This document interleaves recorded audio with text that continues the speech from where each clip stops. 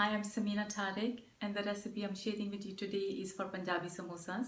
These samosas are mostly vegetarian and the pastry is always homemade.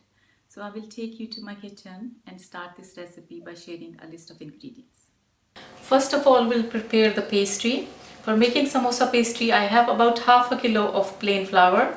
I have some melted butter, which is like 100 grams, some carom seeds, salt. You can use the butter or the olive oil or mix both, and some water for mixing. So we start by adding the salt. Add about half a teaspoon to 3/4 teaspoon salt, a big pinch of carom seeds, bit of olive oil and some butter, and then add water bit by bit and keep on mixing. We need slightly firm and pliable dough.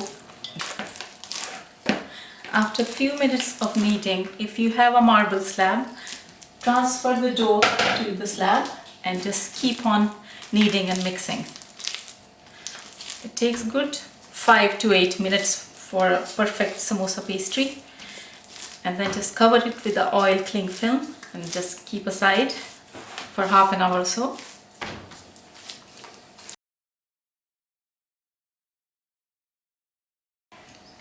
In our filling ingredients, I have dry coriander, red chili powder, salt, pomegranate powder, kalonji seeds, 1 onion which is peeled and cut, some melted butter. I have some carrots and peas here which are boiled. They are roughly 1 cup each. And I have half a kilo of potatoes which have been boiled, peeled and roughly cut. And I have some herbs here which is coriander, mint leaves and green chilies. We start by adding a little butter. 1 to 2 tablespoons is fine. Just add the onions to it. We need to soften up these onions. We don't really need to color them, but if they do become slightly golden brown, it's fine. So it will take a couple of minutes. To this, I'm just adding a big pinch of kalonji seeds and adding our vegetables to it.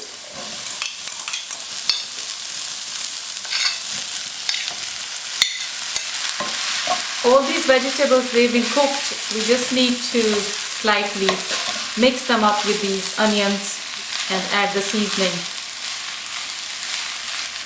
1.5 to 2 teaspoons of salt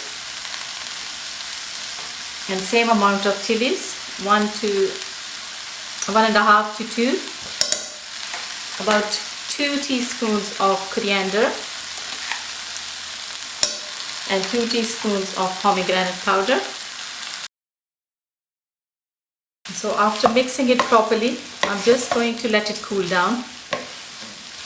Filling is cooling down. I'm just preparing the herbs. You just need to cut them finely chopped, and wash them under running water. It's entirely up to you how many you use.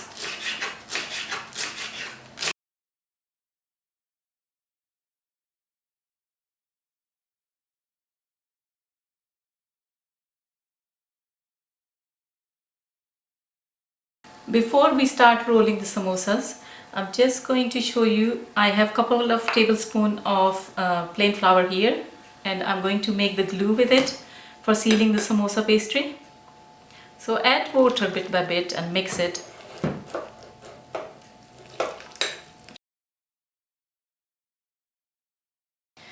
When you're ready to roll your samosas, have a worktop ready and lightly dust it, and have your rolling pin and other things which you're going to need for the samosa. Just spit equal size balls out of the dough.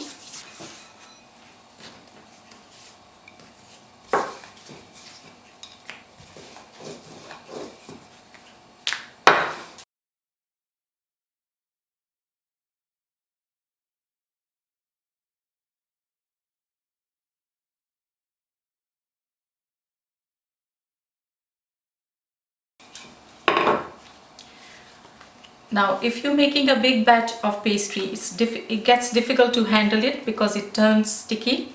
So what you do is have a non-stick pan at the side and just gently toast these pastry sheets. It's just like few seconds each side, and they're easier to handle, then they don't stick together and they're easy to roll. All you have to do is just allow them to cool down afterwards. So when you're ready to fill your samosas, just brush them with the glue we made earlier and make a cone shape.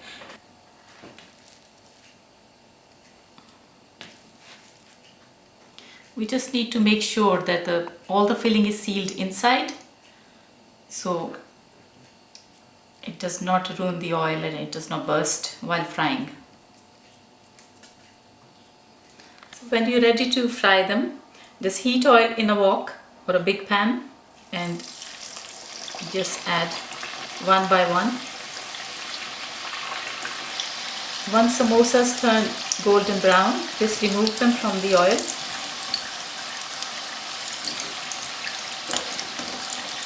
So this is our finished dish, authentic Punjabi samosa, which I am serving with tamarind sauce, though you can always serve it with any sauces and dips you like.